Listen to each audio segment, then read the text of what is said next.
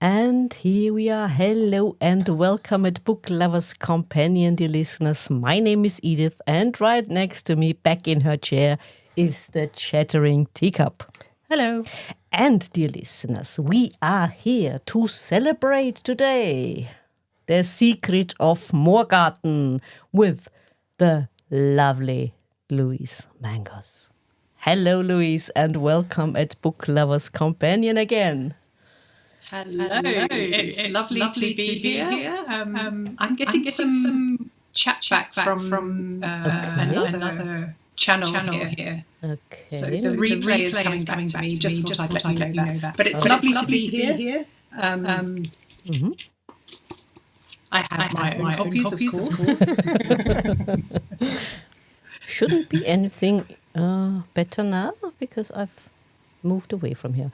Better on your end?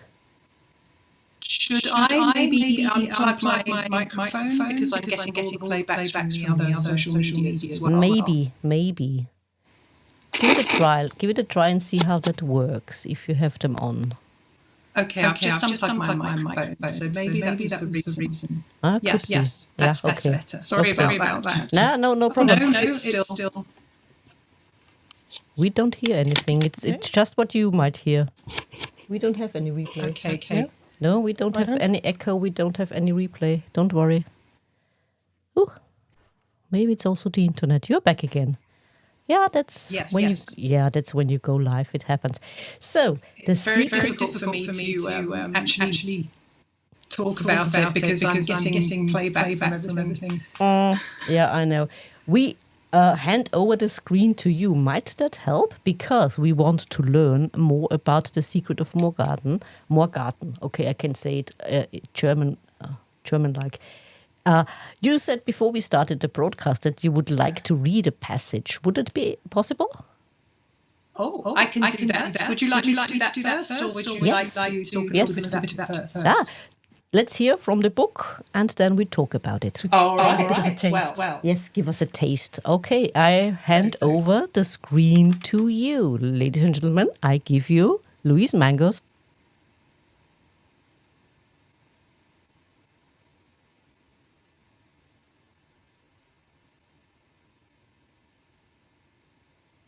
All right. I'm just finding my place in my Kindle. So I need to put my glasses on. So The Secrets of Morgarten. You all know it's set in 1315. So we have... I'm really sorry, but I'm not able to do this because I'm getting a delayed feedback from what I said already. Could you take me off screen? Yeah. Okay. I just can't do this. Okay, take off your headphones. Just take them off, and I will put you back on to the cover, and you can read. You just only hear yourself. Just forget about the headphones. Phone. Okay. Better? Now to put it on the speaker. Sound. Oh, what a shame that happened. No, don't worry. There is nothing to worry about.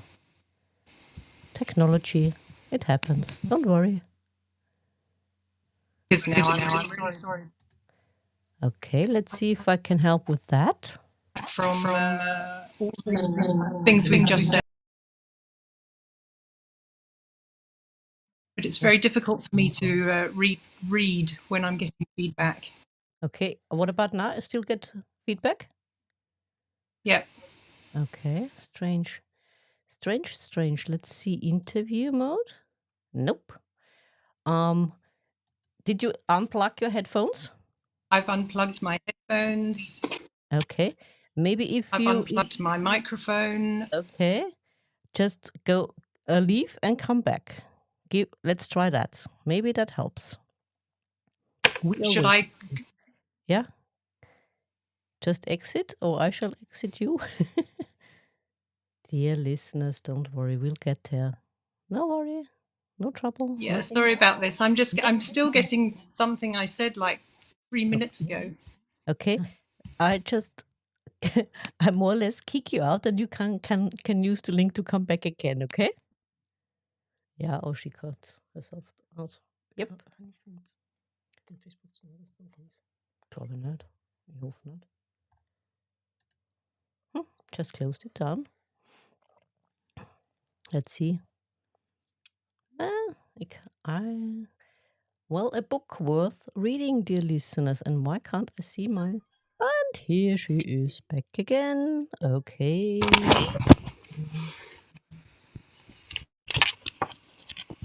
Technology. We like it and we hate it at the same time. Okay. Can you hear me? Absolutely fine. Perfectly. Oh, goodness. Thank goodness for that. All right. I'm really not sure what happened there. It might have been my setup somehow. Maybe I had two screens open. I'm not sure. Could So, be. all right. So now I'm going to read from Okay, The I will hand Secrets of the screen Morgarten. over to you. All right. We're going to meet Walter and Magda for the first time. It's at the beginning of the book, and Walter has just made his way to Shornen, which is the village just next to Morgarten, where Magda lives. The sound of a staff against rock drew their attention to the trail leading down from the pass. A tall man was approaching on foot. Magda's heart raced in alarm, and she glanced at Mihol. He turned towards the figure, raising his hand to shield his eyes from the sun. "A stranger, I must fetch Papa," she said. "Don't fret, I think that's young Walter," said Mihol. "You know him?" "He's from Uri. He'll be carrying a message, probably for your father. He poses no danger, but it would be good to alert Joseph." Magda made her way down the slope towards the mill, a shadow now cast over the joyful visit of Mihol. Messages these days were lacking good tidings, as they were usually about marauders, thieves, and political unrest. She crossed the stream, glancing at the new arrival. He was alone and wore no armour. When he stopped to survey the Agari Valley, she watched him breathe in the spring air. Pride bloomed in her chest, as though she was the one responsible for what he could see from his vantage point. She turned to share his view. The forested cliffs to the west dropped sharply into the crescent-shaped lake, the Egerisee. The village of Morgarten was spread along the eastern shore. The water reflected the clear blue sky, drawing the eye to the furthest point, with green meadows surrounding the distant farmhouses and the chalets. Magda sighed and stepped through the door into the darkness of the mill house as a harsh swear word from her brother Edgar echoed through the space. Edgar, bare-chested with flecks of something dark on his muscular arms, was pushing a long metal lever under a deep-toothed iron cog. Her father stood up from where he'd been bent over on the other side of the giant millstone and pushed his fist into the small of his back to ease some unseen pain. "A messenger is at the tower, Papa. You should come." Her father waved his hand in her direction without looking and bent back down to the task of fixing the contraption on the mill. "I'll be there as soon as we get this." His mouth clamped with effort as he and Edgar strained to align the cog on the mill. Magda returned to the chalet, where the stranger was deep in conversation with the medicine man. As she approached, she picked up their conversation. "Are you heading north?" the young man asked Mihol, his voice friendly. "I must have missed you in our village. I heard no news of your passage." "Delivering tinctures to the brothers at the abbey in Einsiedeln," said Mihol. "But it's always worth a small detour to Shornen to order some new clothes or to sample Magda's delicious food." Mihal winked at Magda as she cleared the table. She studied the stranger surreptitiously. A row of healthy white teeth accentuated his youth. He was perhaps only a little older than herself. His skin was clear, the smoothness of his cheek having barely seen the coarseness of a beard. He turned to smile at her, and his blue eyes held her stare. She looked away. Although only a messenger, she thought him brave to be walking without protection or an obvious weapon. Even Mihal carried a dagger. "What message do you bring to Shornen, Walterli?" asked Mihal. "No, don't answer that. Let's enjoy this moment in the spring sunshine. I'm curious to know about that cantankerous old father of yours. Is he still killing rogue Habsburg emissaries?" I wish you wouldn't call me that, Mickey, said the young man, bristling, but with what seemed to be tolerant humour. I've grown out of my childhood nickname, thank you, and as for my father, his aim is still true, but his draw weakens a little with age. Magda approached the table with an extra mug and fresh water in the jug. She poured 3 mugs and pushed one of them towards the stranger. He smiled his thanks. Magda was silently vexed with Michal for not introducing them. Aside from messenger duties, are you still honing your tracking skills? Michal asked. Magda watched the stranger as his gaze returned a moment later to the old man. Against my father's wishes, Michal, and I still refuse to become a soldier. And against my late mother's wishes, I don't want to become a farmer either.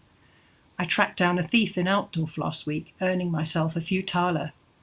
There's not much reward in it, I'm afraid. At least when I'm delivering messages, I get to see the beauty of our land. Walter's gaze fixed again on Magda. She was furious with herself for feeling her cheeks flush after he uttered the word beauty. Might I know who your father is? She asked, to change the subject and force an introduction. Walter raised his chin, and Magda expected contempt if he was living with a father who didn't agree with his ambitions. But instead he continued jovially. He's both a rebel and a compatriot, but nevertheless well loved by us all. My father is Wilhelm Tell. Oh, Herr Tell, she said. I met him once. He was here for a meeting with my father and Uncle Werner. He is indeed an imposing man, she ended in a whisper.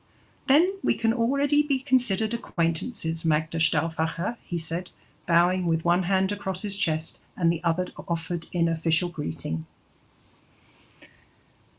I might do another reading later on from The Secrets of Morgarten, but for the moment I would love to have a chat with the Chattering Teacup and Edith. Absolutely, Louise. And my first question, of course, is, I mean, you are our neighbor. And like we said before we started the broadcast, it's all about the Habsburg family. It's all about the freedom of Switzerland. And you got rid, you said so yourself, I mean, you got rid of the Habsburg family 700 years before we did. And what was really can you pinpoint the moments or the events that made you think, oh, I'm going to write about the tells and the characters in your book, Magda, and so on? Well, first came the Battle of Morgarten, which is just down the road from where I live. It's literally 6 kilometres down the road. It's a fascinating area to see. It's a beautiful part of the Eggerytal in Switzerland. And on the 700th anniversary of the battle, they had a huge party here in the Eggerytal. It was a big festival with military and air force, and there were people bringing their crossbows for competitions and medieval markets set up, and it was just a fantastic celebration of 700 years of Swiss independence. And I went to the party and I thought, wow, this is amazing to see this patriotism, and what it came from was just such a really tiny battle with a few hundred people. Yeah. And I thought, wouldn't it be fascinating to write a story about a family who lived in this village in the lead up to the battle. And so the seeds of the idea were planted during that party. And I began my long research projects, and living in the valley, of course, helps. Of course. And how long did you start researching after the party? Yes, well, pretty much.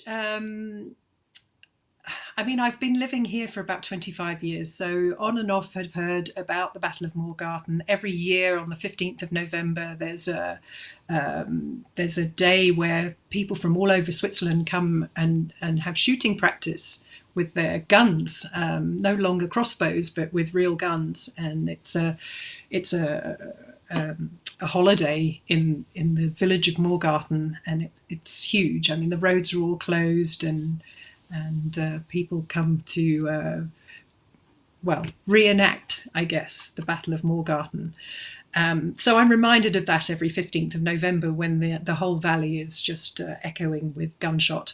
But I did start to examine who might have been behind helping the villagers, the Morgarteners themselves, to fight off the Habsburgs, who had a significantly larger army to attack Switzerland, or that port into Switzerland.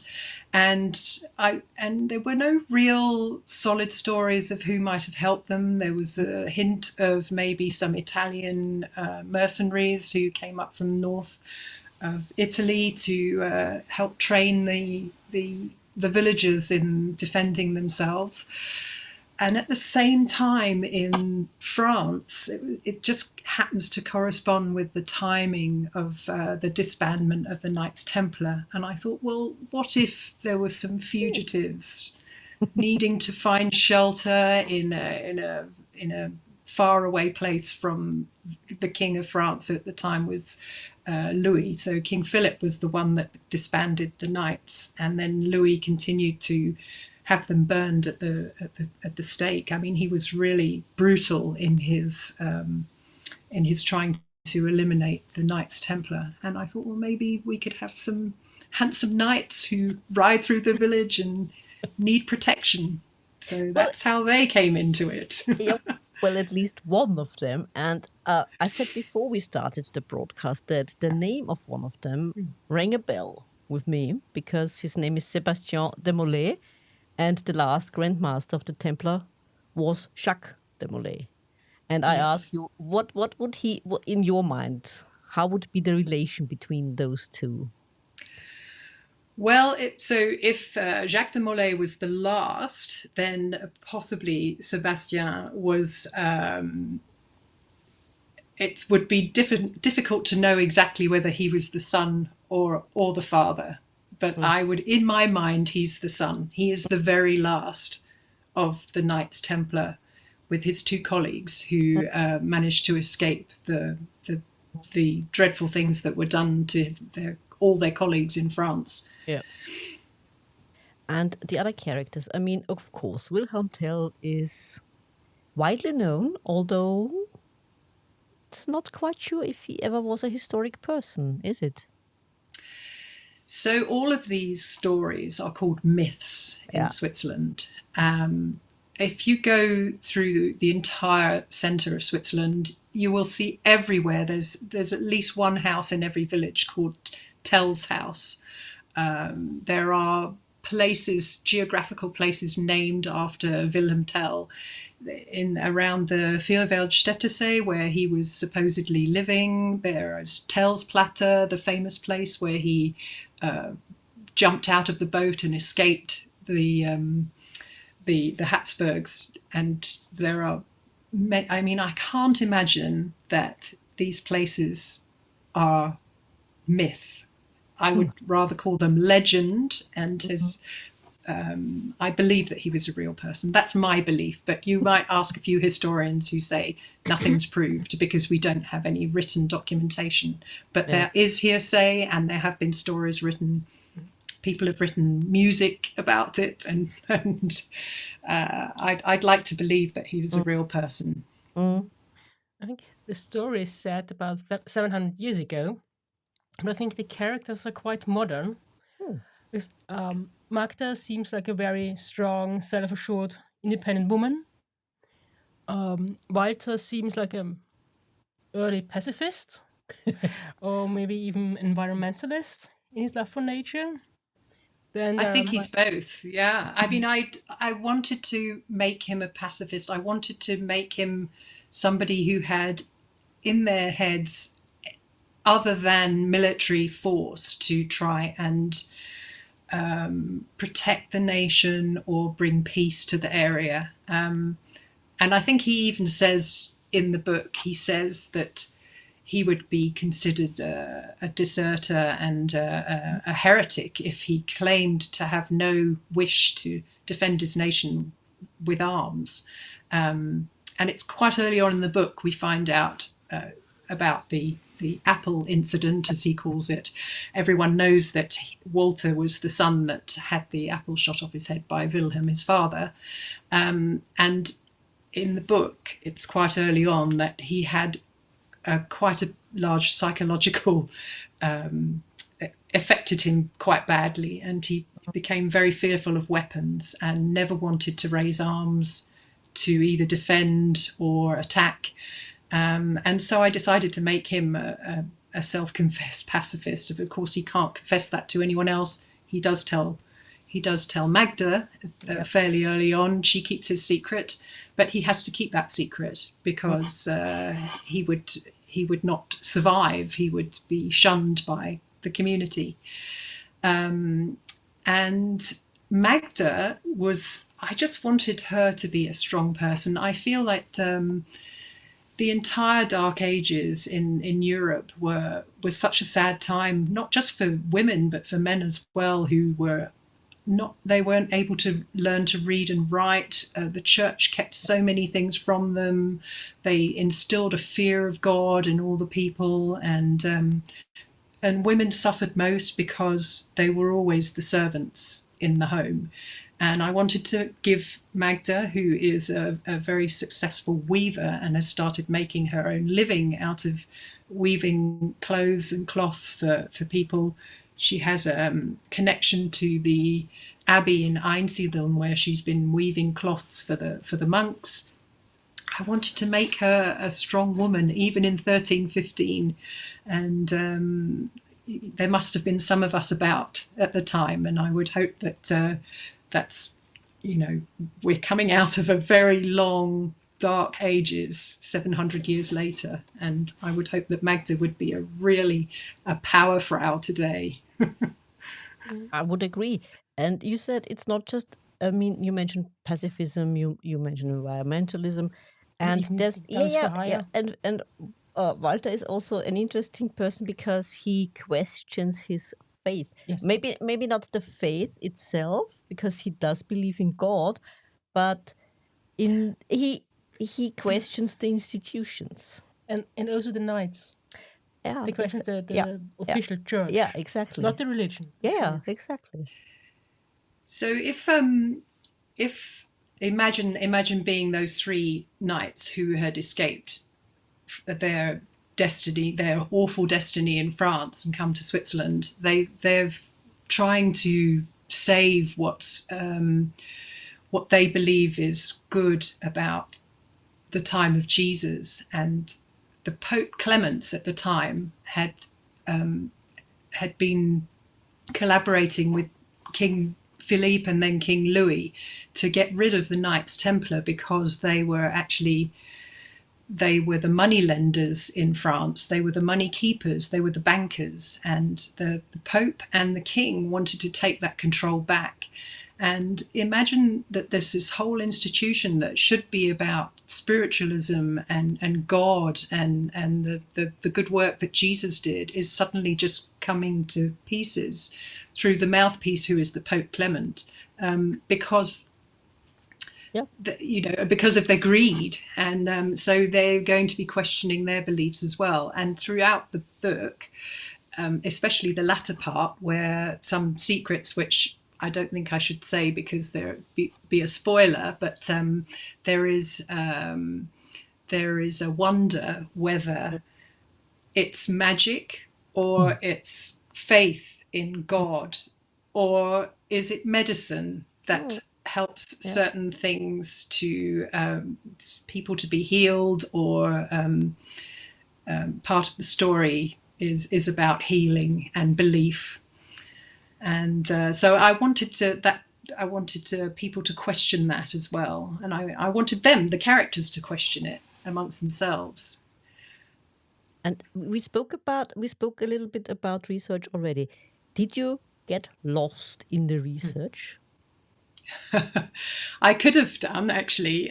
When I first started writing the book, I was writing it as part of the dissertation for my master's at UEA.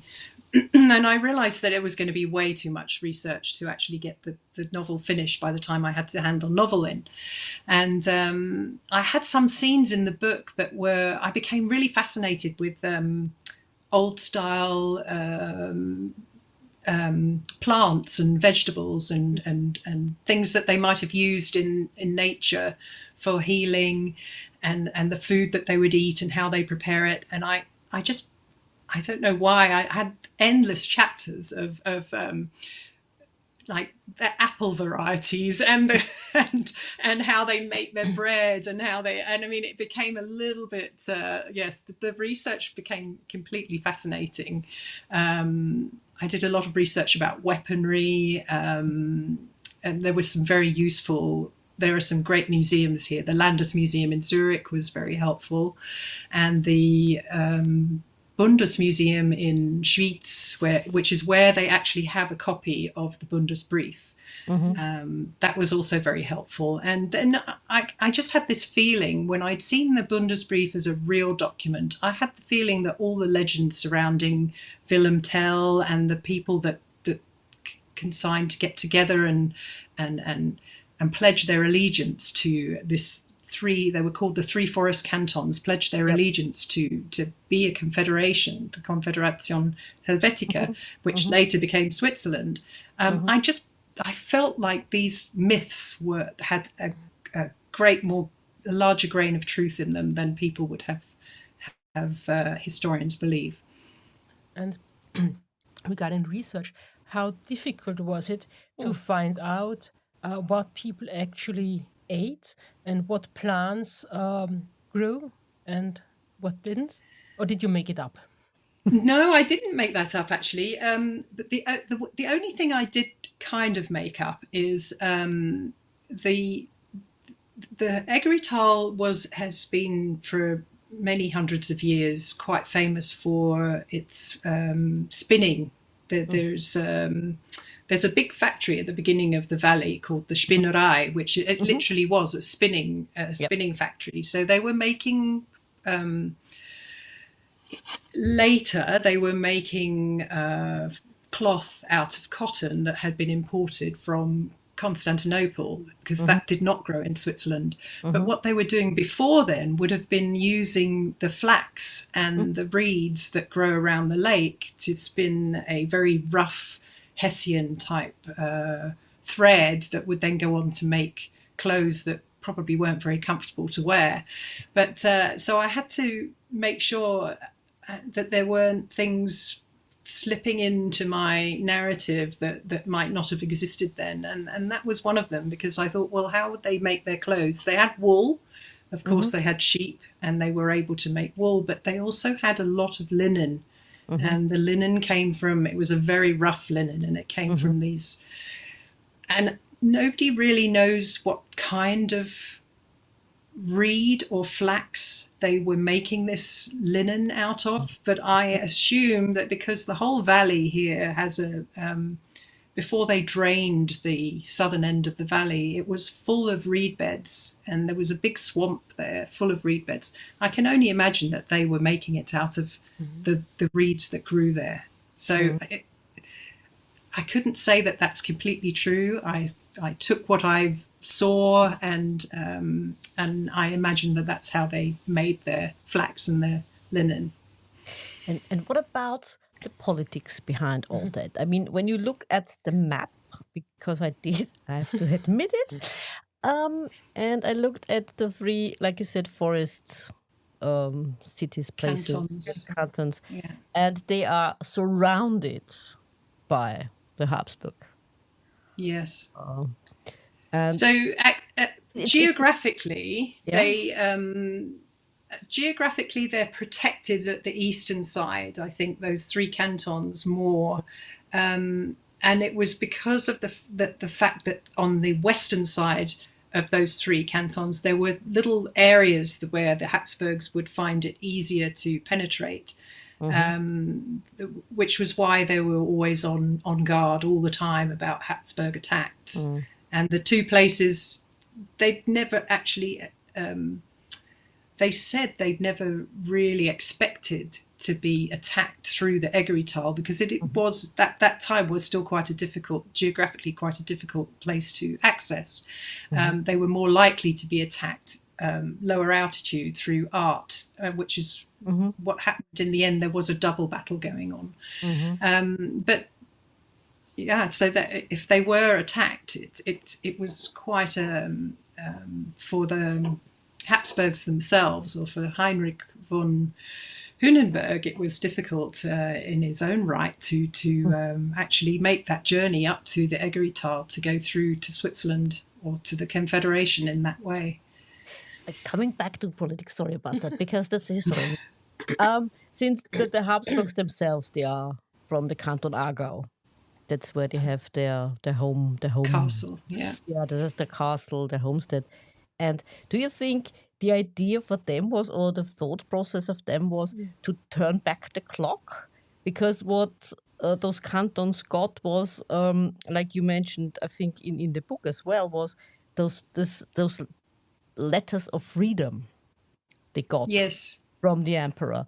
And they couldn't stand that fact that those farmers, those small villages got the freedom and he couldn't take what he wanted.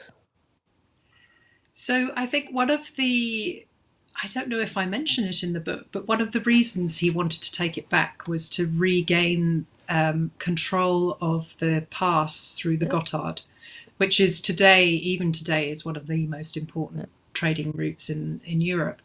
And there was also a point at which I think he was going to move from, Leopold was in Aargau, but he was going to move back east to somewhere in Austria and to marry. I think he was planning to marry, and he wanted to make sure that he could basically have a straight line straight to his house, and so he wanted that piece of land back. He wanted those 3 cantons back. Yeah, it's interesting how these kinds of thoughts are prevalent today. I mean, what you need is access to Italy.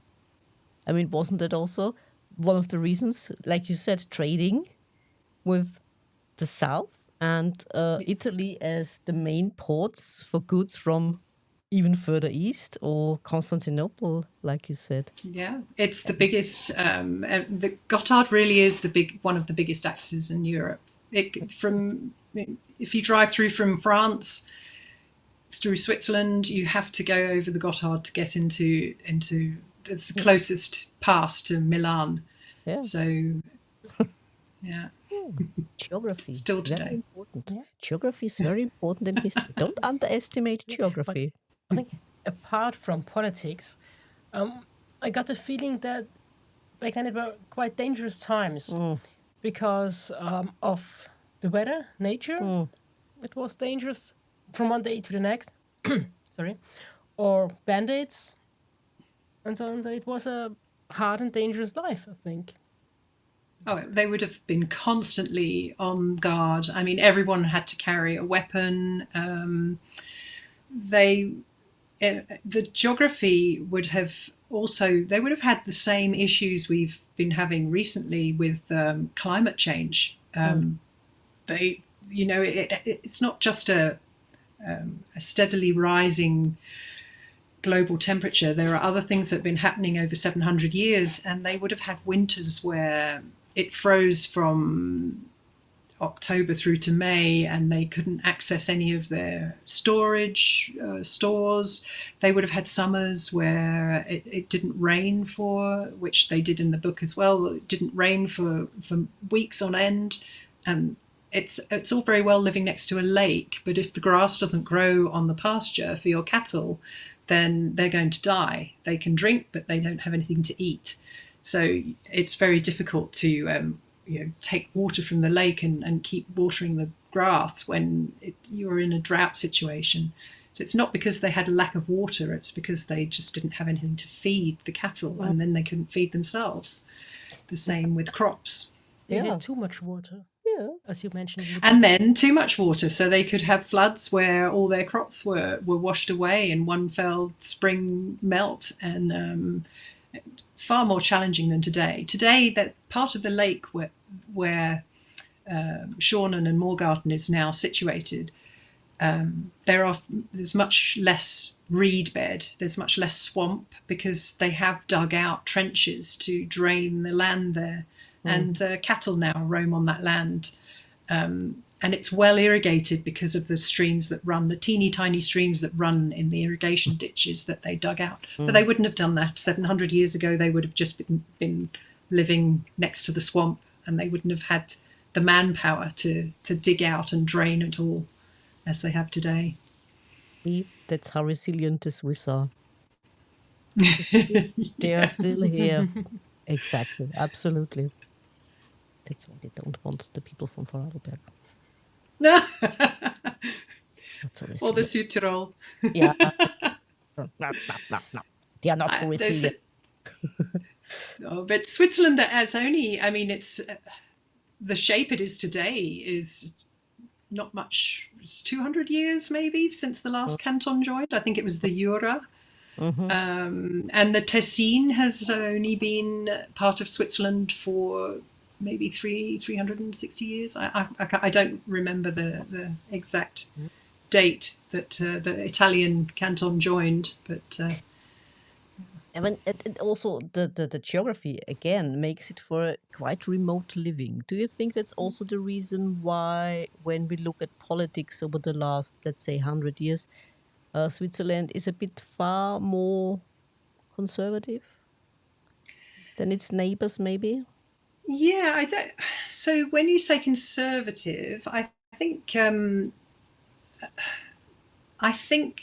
if you look at the Swiss personality, everybody thinks Swiss are very reserved people, and I agree with that. But I think that has to do with the geography, the way people were isolated in their villages and their homes, and they weren't able to move between regions very easily. That was reduced to the messengers like Walter and the medicine men like Michal in the book. They were the only people that really travelled between the cantons, and I think possibly it's left over from that. And then we find that the Swiss are very proud of what they've built, and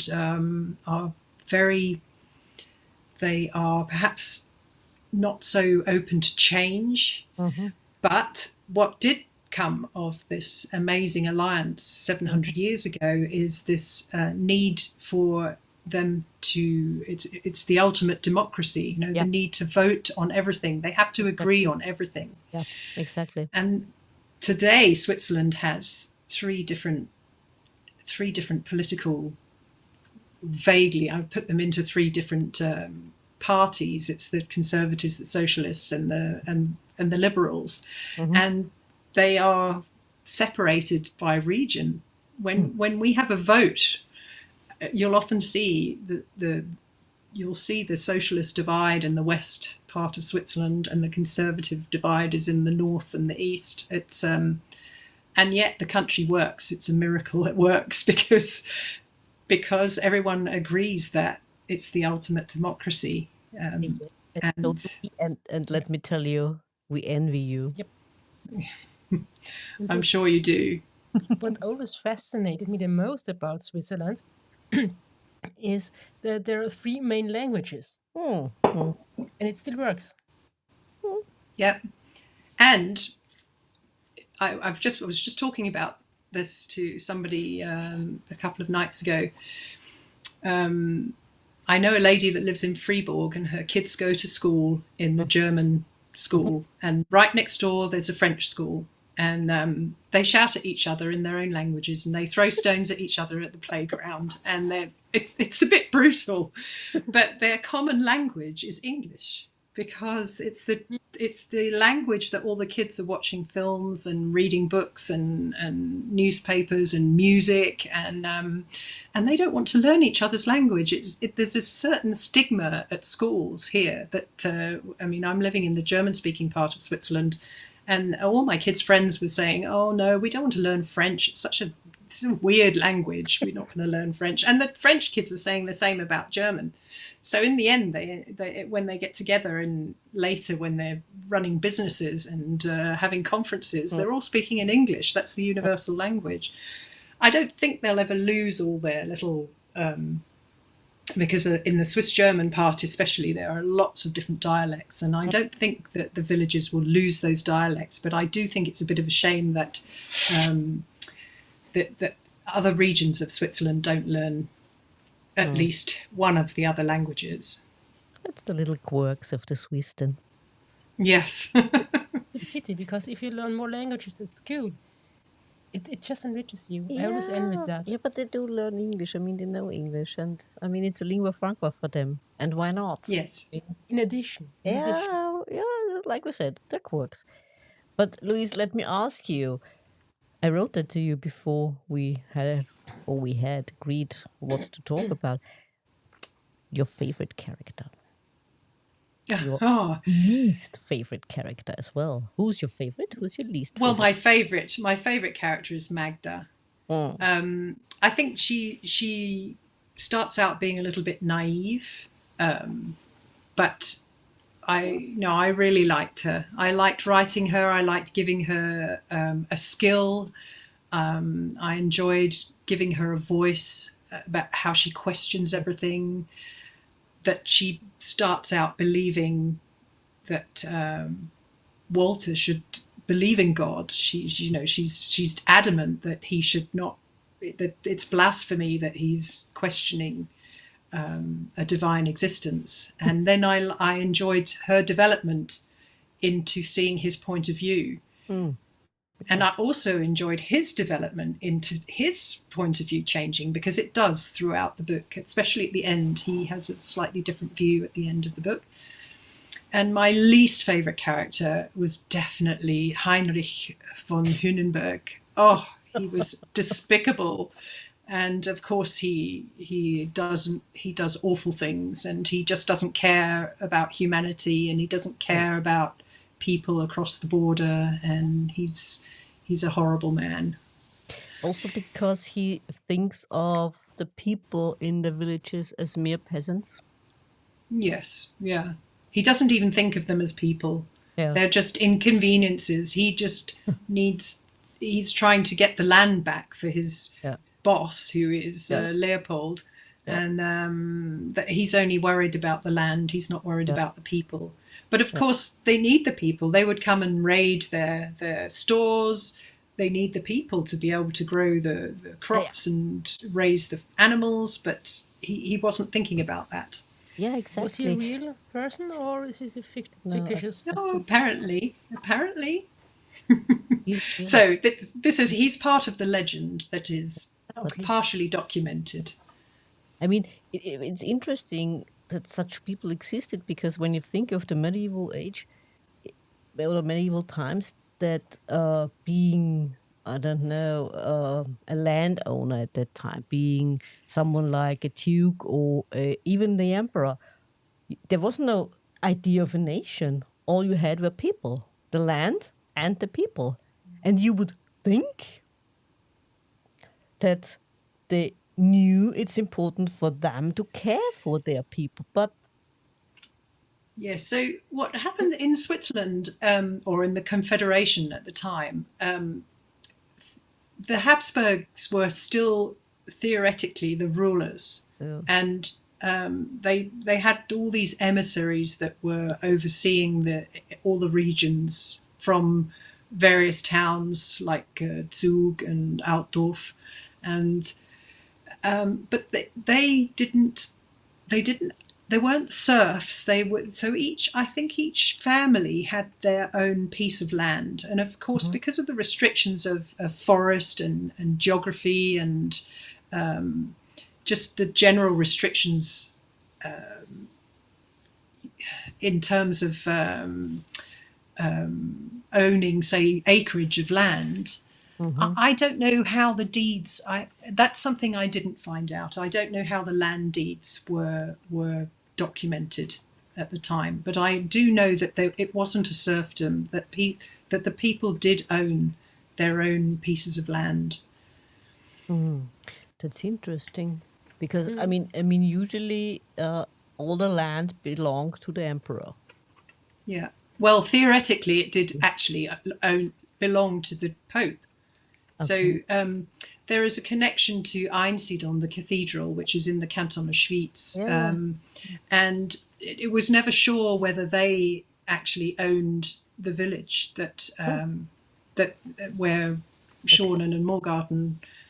And so I've left that very vague. I never talked about that. I know, in fact, in the book, Einsiedeln is placed outside the realms of either the Confederation or the Habsburg Empire, as though the Pope owns that land, and it's the abbey themselves who have control over that area. That's true. Yeah. I mean, So, and it's ambiguous in the book because I didn't want the village of Morgarten to have that link to Einsiedeln, although they do ultimately. In the end, there is a tenuous link in the story. and oftentimes it wasn't that much better living under the rule of the clergy. No, I guess not. Be the same. It would be the same thing. I guess you've got an abbot in the cloister who's sending his brothers out every day to gather the crops as taxes from people, or sheep or meat or whatever they're raising in their farms. And may I ask you, Louise, are Swiss women are really that feisty like Magda? I would like to think so. I think they are. They're especially getting quite feisty now about having equal pay and more position in government, and just leading CEOs. And yeah, I think the Swiss women should be feisty. Yeah, I think so too. All women should be. Everyone? All women should be feisty. Yes. Absolutely, I absolutely agree. I mean, why not? And Louise, do you have a little bit more from your book for our? I do. Yes. All Okay. right. Get you ready. Your glass is on, and I will hand over the screen again to you. All right. I'm going to read from the book this time because my Kindle probably won't be able to find the place. Now I'm going to read about Walter.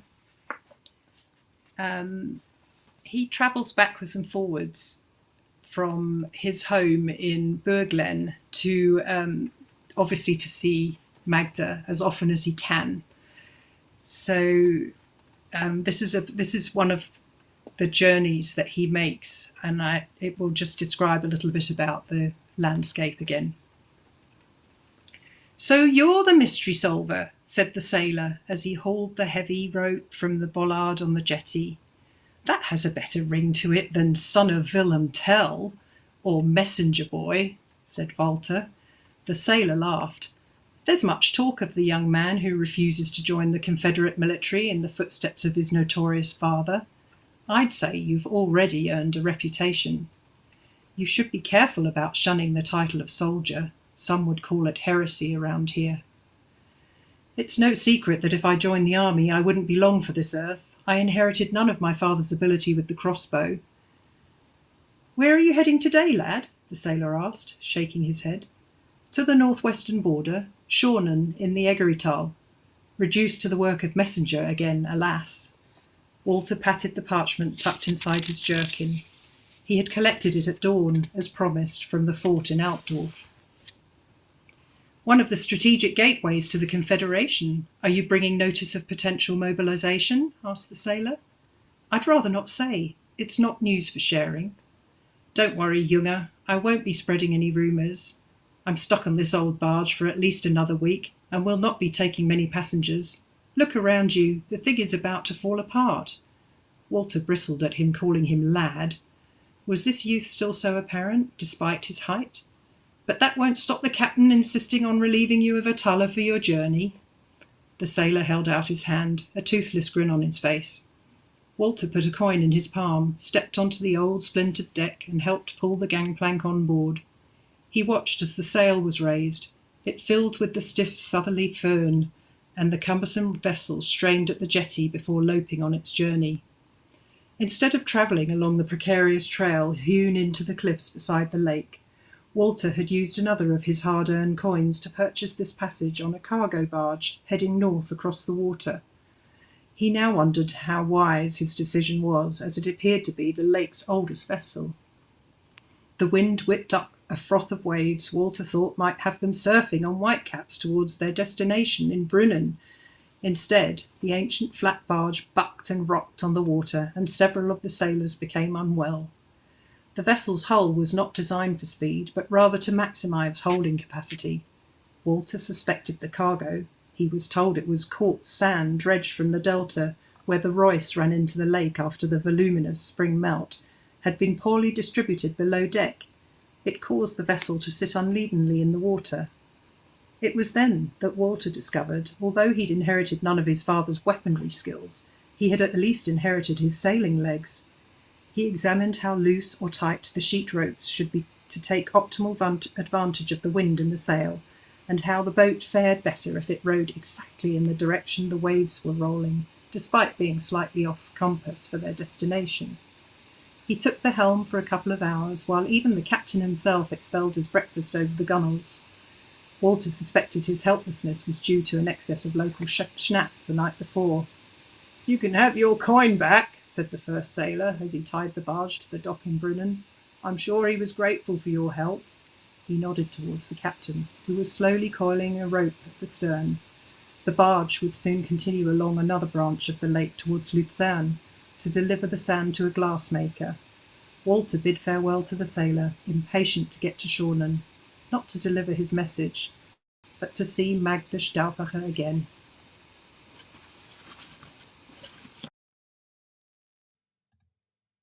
No, da wollen wir her. Oh, sorry. The lakes as well, because this area of Switzerland where I live and the Confederation at the time was just filled with lakes. We have the Vierwaldstättersee, which is the four-state canton lake, and then we have the Zugersee, the Zug Lake, and the Eggerisee, where we are. And in Schwyz, there's the Lauwerzersee. The place is just full of lakes, and so it was quite common for people to be good sailors on these lakes, and you kind of forget that because you think about scaling mountains on donkeys and things like that. But yeah, there would have been sailors here too. Yeah, true. Teacup, you've written down something. I know. Yeah. I wondered why you used the name L.S. Mangos for this book, whereas you used Louise Mangos for your other books. Well, really, it was to differentiate the genres. I just thought it's probably not a great marketing ploy because my name doesn't appear in the same place when you Google me on a bookshop or in Amazon. But I just wanted to distinguish between the two genres. And there will be another historical, and that will be written under L.S. Mangos, and there will be more psychological thrillers as well, or suspense, and they will be written under Louise Mangos. And I can keep them separately, but still have the name Mangos to link me as an author. Okay. And is one of these genres more difficult to write or more interesting for you? Definitely the historical was harder. Harder in the terms of research and making sure there were no anachronisms and that I got my dates right. I think readers of historical fiction are far more fussy about the details than psychological suspense or just commercial, contemporary commercial fiction. I don't think people are really bothered in contemporary fiction when somebody has made an error, or when it might be, we can make up stuff anyway, but when there are dates and events that have been documented, then the writer should get them correct. And speaking of genre, I mean, of course it's historic fiction, but there are lots of threads in this book, not just one. Yeah. And genre-wise, other than historic fiction, where would you put it? Because we all know booksellers also like to pigeonhole books. Where can I put it on the shelf? Shall I put it here? Shall I put it over there? Yeah, so I mean, historical fiction has such a great umbrella, just like crime fiction does, really. So there are elements of romance in this. There are elements of, I think there's an entire fan club for anything that's written about the Knights Templar. There's there's a little bit of ethical, it's just there are lots of different threads, as you say, in it. And if I was a bookseller, I wouldn't actually have genres in my bookshop at all. I would just mix and match all the books, and I don't think they need to be classified as anything except joyful reading. Yeah, absolutely agree. But now that it's Christmas, people storming bookshops who would never put a foot in a bookshop. As we all know that because I never visit a bookshop before Christmas. And they usually ask, what can you recommend? I can recommend this one. Absolutely. Absolutely. I can recommend this one. And one more question of the way it is written. We always get different points of view. Yeah. Was that the idea from the beginning? Or did it just turn out during writing? It changed a little bit. So at the beginning, I just had 2 points of view. I just had Walter and Magda. And then I realized I needed more of Sebastian in there because of the secrets that they were carrying. But he was actually probably the most challenging to write afterwards because I needed to keep things from the reader. I needed to keep certain secrets. And it wasn't fair, of course, that he was keeping secrets from Magda and Walter as well. But I had to do it in a way that was sympathetic to the reader, not feeling that they'd been cheated out of information. I think it works. Nobody has mentioned that that didn't work, but I think I'm really glad I gave him a point of view because he was able to have some of those conversations that he had later with Magda and Walter about his beliefs and his faith. I think it was important that he had a voice for that. And I think I got the impression that he trusts Magda right from the start. Yeah. Yes, yeah. Because And his companions might have thought that was a mistake. I mean, probably the reader was thinking, "Is that wise?" Yeah, There was a connection right from the beginning. Exactly, between these two. exactly. And that's yes, definitely Magda. She completely fell for him. Yeah. He blinded her. Really, she was blinded with love. She and he himself as well, but he had a mission. Or he has a mission. It was above that for him. Yeah, exactly. Yeah, absolutely. Oh, yeah. Like I said, read it. Yep. Good. Make a great Christmas present. Absolutely. Especially if you are from Austria as well. Because getting the butts kicked. Yeah. So, why not? Why not? And the irony is it's a really, compared to today where everything is on such a grand scale and there's there were just a few hundred people in a battle, but it was probably the most significant battle in Switzerland's history in terms of in terms of Switzerland being independent today. What I also liked was that these tiny bits of information about everyday life, how it was a bit back then. It's not only the political stuff, it's also simple everyday things to do. Social history. Yeah. rap? I enjoyed the fact that we could take Magda could give us a little bit of a cooking lesson every now and then, or you know, she was. I didn't describe too much about the weaving process because I thought that might become a bit that I did look into it, and looms were actually very rudimentary at that time, and there was a little bit of a discrepancy there date wise as to whether they did have mechanical looms that were aided by the water wheels or any horse or so there's I took artistic license on that one, and somebody can correct me if they think that was wrong. But so I didn't go into that in great detail because I wasn't sure of the anachronism again. Yeah, but I like at the beginning of the book when she complains to her brother about the work of the women, like you Yeah. mentioned, how she has to get the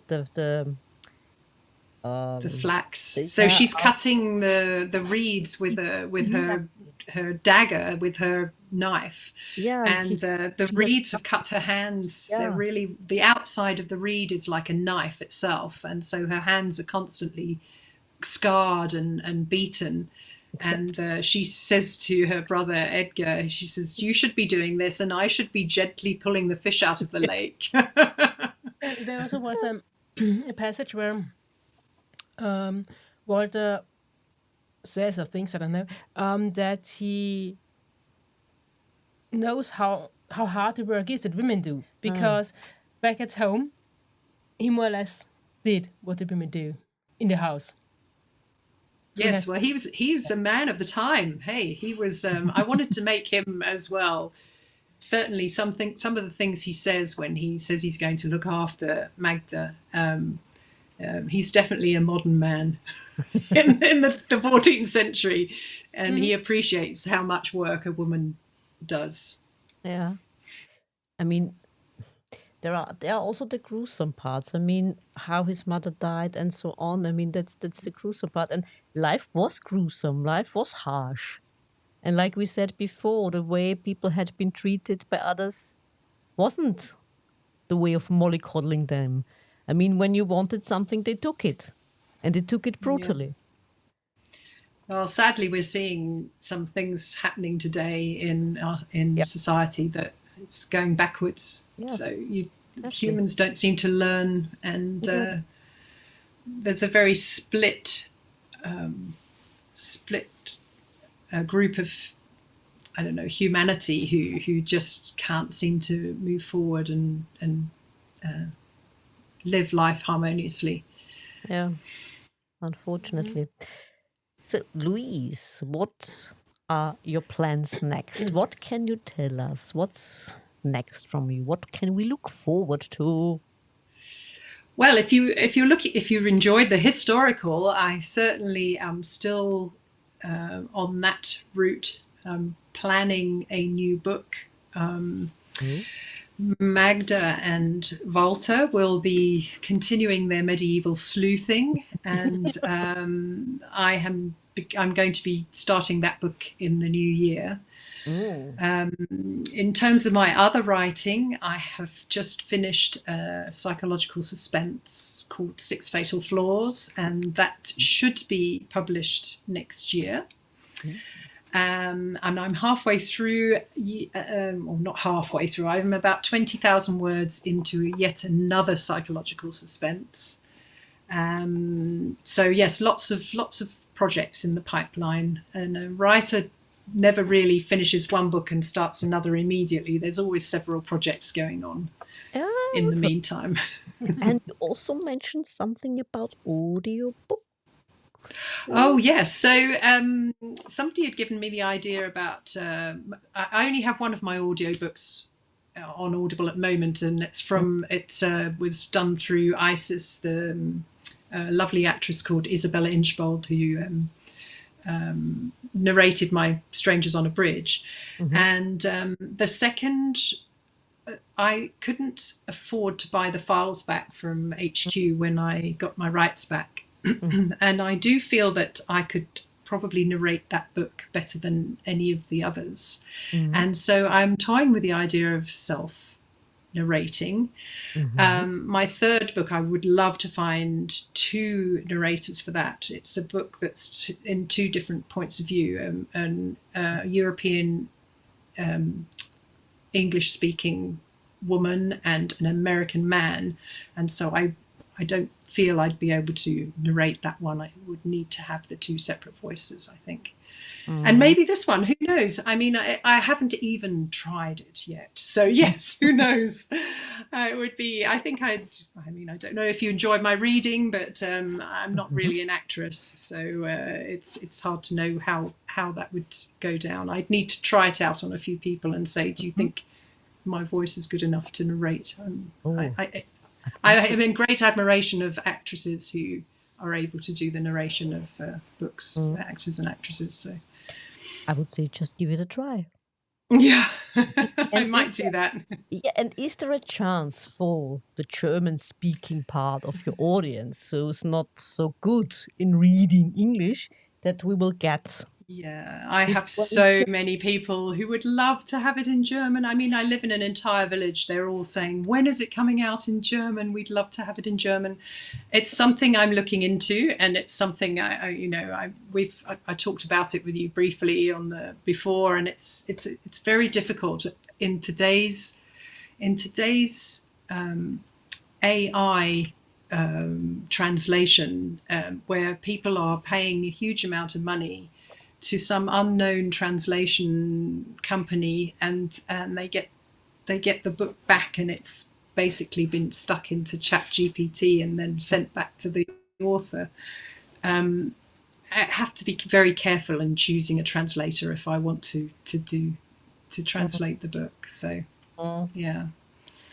But it would be lovely. Yes, I know. I know a lot of people would love to have it in German. Even my other books too. So the ones that are set specifically in Switzerland, I think they deserve to be translated into German too. Yeah. So it's just it will take a little bit of research and a little bit of investment, but yes, I'd like to get them done. I mean, you don't have to translate words like Stammtisch, it's already there.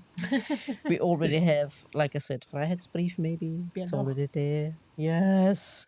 So, Thaler. Thaler. Yeah, Thaler. Yeah, so not much work. That's not much. Well, around it. There is a glossary in the back of the book as well. So, so for those people who don't speak German, then they get to see learn a few German words. Yeah, absolutely. Like Rathaus, dear listeners. Or, I don't know, Schatz. Mein Schatz. Just like Tolkien. Habsburg. That's how we pronounce it. Yes, so the English spell Habsburg with a P. HAPSBU. And I chose to spell it with a B because that's the way the Austrians spell it. Yeah. But the British spell it the way we spell it. The Americans spell it with. Oh, it's the Americans. Okay. Yeah. I think I read it somewhere. I thought, what the heck? Yeah. What's that supposed to be? And then I read an article or something from an English or a British author, and they've spelled it like we do. Okay, I didn't realize that. So I hadn't ever really looked into it, but I have seen it spelled with a P and thought, no, I'm going to spell it the way the Germans spell it. Yeah, that's how I saw it with the UK authors as well. Just Americans. Yeah, well, we know. The American. Just saying. Bärlauch. Do you like Bärlauch, by the way? I do. And I cook with it too. And all kinds of, we make spätzle and bread and butter and all kinds of things. Put Bärlauch chopped in all kinds of things. Probably. Yes. The Bärlauch spätzle. Absolutely. The wild garlic, it's fantastic. Louise, is there anything else you would like the audience to know? Well, I can't think of anything unless the audience has anything to ask. Let me see if they have anything to ask on Facebook. No. Dear viewers, no questions. No questions. They are busy Okay. ordering. They are probably already busy ordering the book. That's right. And It is available in normal bookshops, but if you don't find it on the shelf, go and ask, because they can order it. It's in the gardener's catalogue, so it can be ordered through a normal bookshop, and also, but the ebook is only on Kindle, so it's not on Kobo. It's just on Amazon at the moment. That's because I'm doing the Kindle Select, which is, if you have a member of Kindle Unlimited, then you get to read it for free. oh, So that's why I've done it on that. But no, the paperback is available in all brick and mortar bookshops yes, so straight away. read it. Read it. It's absolutely worth your while. You can absolutely enjoy a wonderful historic fiction. Louise, thank you. We are going to join you shortly in the green room. We'll Okay. see you there. It's been a great pleasure. Thank you so much for the interview, and Thank you. Thank you. hope to see you soon. for making Yes. for making it happen. See you in a moment. Yeah. No. Do we change scene? Yes, we change scene. Teacup. Absolute. Worth their while. Definitely. Read it, dear listeners, dear viewers. Buy it, read it, and enjoy it. Christmas is a time to enjoy a good book. And there's time to read there's absolutely time to between the read. holidays. It was lovely having Louise back on. And dear listeners, I hope you will be back for another episode coming up very soon on our podcast channel. This episode will also be available very soon as an audio only for those who prefer just listening to a podcast. And we hope we'll see you again very soon, don't we, Teacup? We do.